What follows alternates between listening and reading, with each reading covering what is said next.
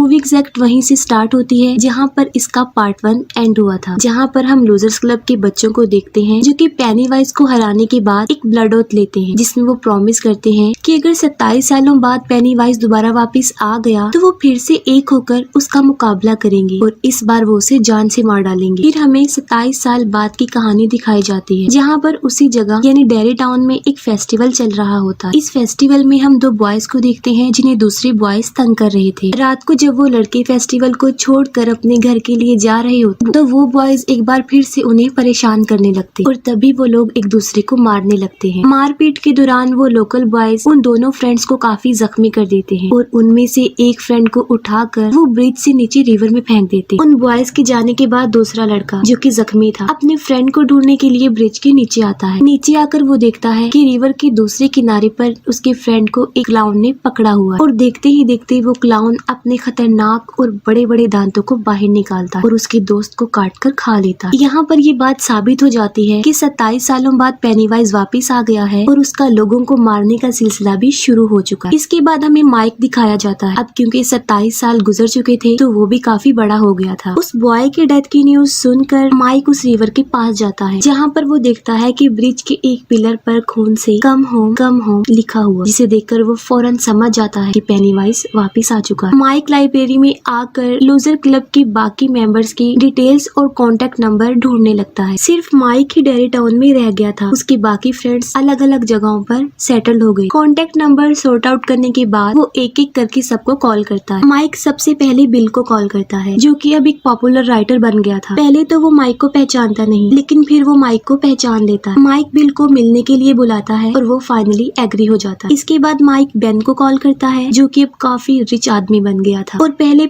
वो भी माइक को नहीं पहचान पाता। इसके बाद माइक बेवर्ली को कॉल करता है जो कि एक बहुत ज्यादा रिच आदमी की वाइफ थी और माइक की कॉल आने की वजह से उसका हस्बैंड उसे मारने लगता है। बदले में बेवर्ली अपने हस्बैंड को मार कर वहाँ से निकल जाती। सबसे लास्ट में माइक अपने एक फ्रेंड को कॉल करता है और वो उसकी कॉल से इतना डिस्टर्ब हो जाता है कि वो बाथटब में अपनी वेन काटकर सुसाइड कर लेता है। और इस फ्रेंड जिसने सुसाइड की थी इसका नाम होता है स्टैनली। वो सारे फ्रेंड्स डेरी टाउन में वापस आ जाते हैं और एक रेस्टोरेंट में वो एक दूसरे से मिलते हैं। अब क्योंकि डेरी टाउन में उनकी बचपन की बहुत यादें और वो अपने बचपन की बातें एक दूसरे से शेयर करके काफी इंजॉय करते हैं। फिर माइक उन लोगों को बताता है कि उसने किस मकसद के लिए उन लोगों को यहाँ पर बुलाया है। माइक बताता है कि आखिरकार 27 सालों बाद पेनीवाइज दोबारा वापस आ गया है और लोगों की डेथ होना शुरू हो गई। वो कहता है कि क्योंकि उन लोगों ने ब्लड ओथ ली थी तो वो फिर से एक होकर उस पेनीवाइज का मुकाबला करेंगे और उसे जान से मारेंगे। ये सुनकर वो सब फ्रेंड्स काफी डर जाते हैं क्योंकि कोई भी दोबारा पेनीवाइज का मुकाबला करना नहीं चाहता था। फिर ये लोग एक एक करके अपनी फॉर्चून कुकीज को ओपन करते हैं और बहुत बहस के बाद फॉर्चून कुकीज ये सेंटेंस बनाता है, guess Stanley could not cut it. इस मैसेज को पढ़कर वो लोग डिस्टर्ब हो जाते हैं क्योंकि वो समझ जाते हैं कि कोई गड़बड़ है और उनके फ्रेंड स्टैनली के साथ कुछ हुआ। रेस्टोरेंट से बाहर आकर बेवर्ली स्टैनली को कॉल करती है जहाँ पर उसे पता चलता है कि स्टैनली की डेथ हो गई है क्योंकि उसने सुसाइड कर लिया है। ये सुनकर वो लोग और ज्यादा डर जाते और एक एक करके वहाँ से जाने लगते और लास्ट में माइक बिल को अपने साथ रुकने पर एग्री कर लेता है। माइक बिल को उस जगह पर लेकर जाता है जहाँ पर वो रहता था और वो एक लाइब्रेरी थी। घर लाने के बाद माइक बिल को पानी में एक ड्रग मिलाकर पिलाता है जिससे उसे विजन्स आने लगते हैं और माइक उसे एक एंशिएंट सेरामिक दिखाता है जिसमें वो पेनीवाइज को कैद कर सकते हैं। माइक बिल को बताता है कि 18th सेंचुरी में एक अमेरिकन ट्राइब ने रिचुअल परफॉर्म करके पेनीवाइज को इस एंशिएंट सेरामिक में कैद किया था और वो उस ट्राइब से मिलकर आया था और साथ में उनका सेरामिक भी चुरा लाया था ताकि वो पेनीवाइज को इसमें कैद कर सके। विजन्स की वजह से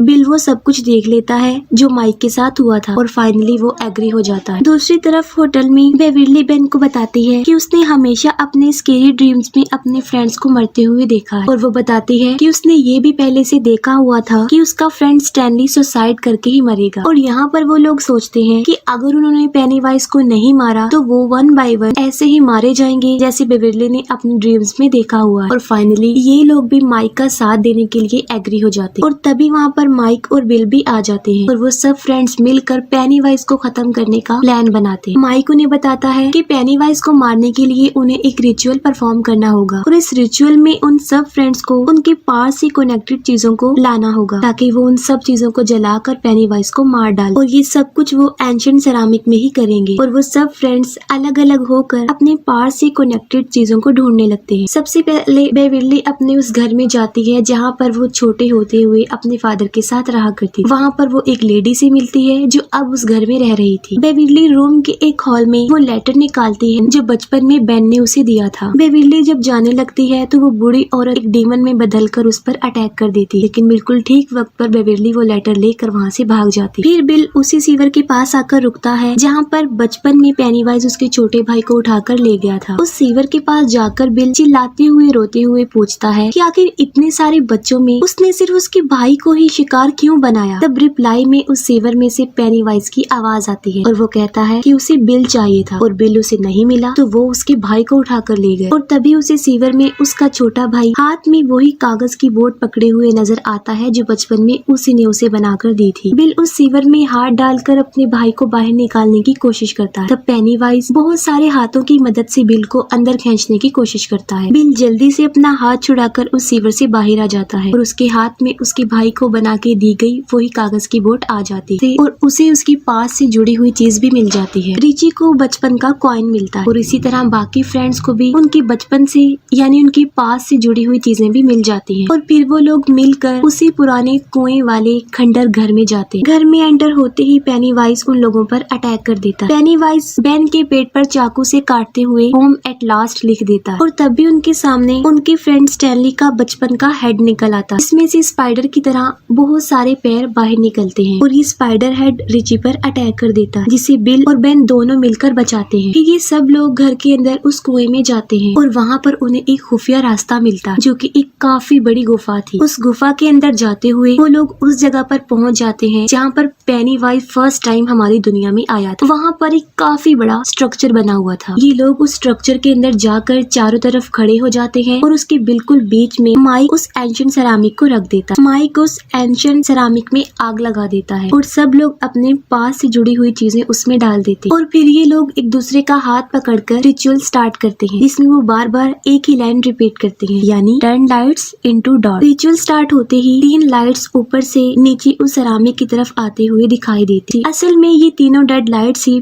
पेनीवाइज की असल फॉर्म थी। आहिस्ता आहिस्ता वो तीनों लाइट्स उस सेरामिक के अंदर आ जाती हैं जिसे माइक ढक देता है, लेकिन फिर एक रेड कलर का बैलून उसमें से बाहर निकलते हुए आता है और वो बैलून बहुत बड़ा होकर फट जाता है और फिर उसमें से पेनीवाइज निकलता है। पेनीवाइज उन सब लोगों को टॉन्ट करते हुए कहता है कि क्या माइक ने तुम लोगों को रिचुअल सही तरह से नहीं बताया। पेनीवाइज उन्हें ये भी बताता है कि इस रिचुअल के मुताबिक जो लोग भी इस रिचुअल को कंप्लीट करेंगे वो फाइनली मारे जाएंगे। और ये बात माइक ने अपने फ्रेंड से हाइड रखी। ये बात सुनकर वो लोग काफी घबरा जाते हैं और माइक पर गुस्सा होने लगते हैं और फिर देखते ही देखते पेनीवाइज एक बहुत बड़े स्पाइडर में तब्दील हो जाता है और वो उन लोगों पर अटैक कर देता है और उन लोगों को अलग अलग करके विजन्स दिखाता है। विजन्स में वो उन लोगों को उन्हीं चीजों से डराता है जिससे वो डरते। फिर पेनीवाइज रिची को अपने लाइट्स दिखाकर हवा में फ्लाई करता है और यहाँ पर उनका फ्रेंड एडी हिम्मत करके एक सरिया उठाकर पेनीवाइज की तरफ फेंकता है जो सीधा जाकर उसके मुंह में लगता है। उससे पेनीवाइज को चोट लगती है, वो जख्मी हो जाता है और तड़पने लगता है। उसको तड़पता देखकर एडी समझता है कि शायद वो पेनीवाइज को मारने में कामयाब हो गया है, लेकिन तभी पीछे से आकर पेनीवाइज एक स्पाइडर लेग से एडी पर स्टैब कर देता है और अब वो लोग समझ चुके थे कि उनकी मौत उनके सामने है, वो अब नहीं बच पाएंगे। तब माइक उन्हें बताता है कि अभी पेनीवाइज अपनी पावरफुल और खतरनाक फॉर्म में है, वो लोग उसे इस सिचुएशन में नहीं हरा सकते। उन लोगों को उसे